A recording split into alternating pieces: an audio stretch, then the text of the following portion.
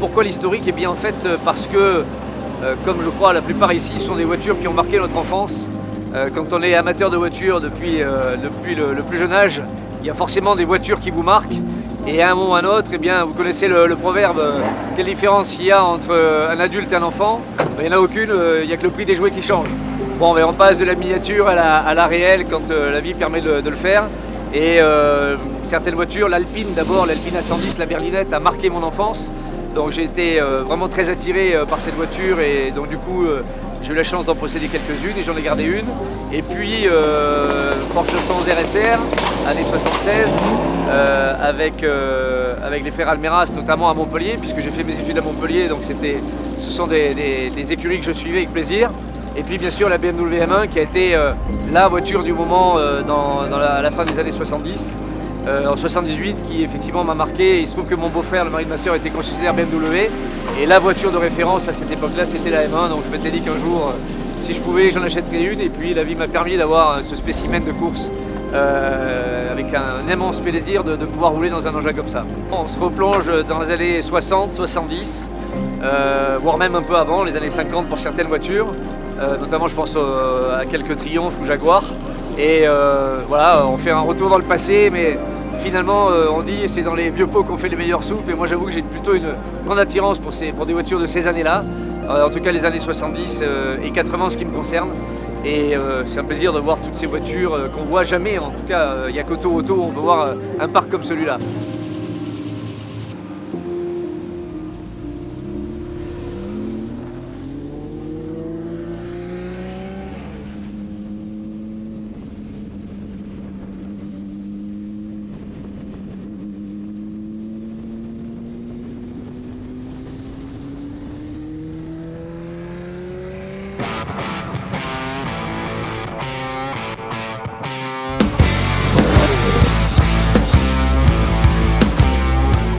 Se retrouver sur le circuit de Montlhéry, c'est un mythe. Hein. D'ailleurs, personnellement, je crois que j'ai roulé qu'une fois ici il y a très longtemps.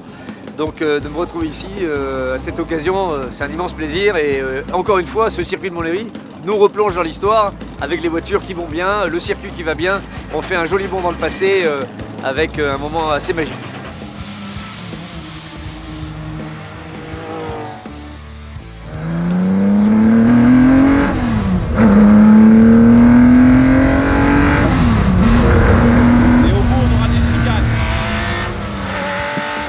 Tout droit là. Allez, go droit. Dans 400 mètres, chicane.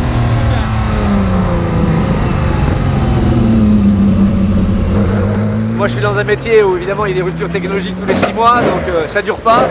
Mais là effectivement on voit bien que ces engins vieillissent pas en fait. Hein. Quand on voit les lignes, regardez cette voiture, elle est sortie en 78.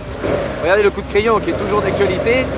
Quand on voit une Cobra, coup de crayon qui remonte à 1965, c'est toujours un coup de crayon magique, donc j'ai envie de dire des lignes intemporelles et encore une fois un immense plaisir de pouvoir admirer ces voitures à cette occasion.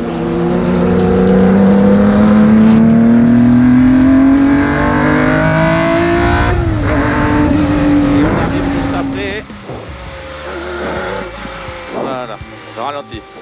J'ai même pas vu la ligne d'arrivée. Moi non plus.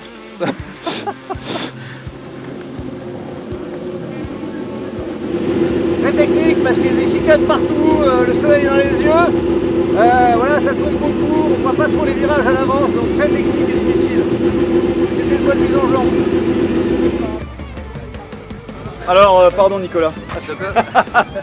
J'adorerais.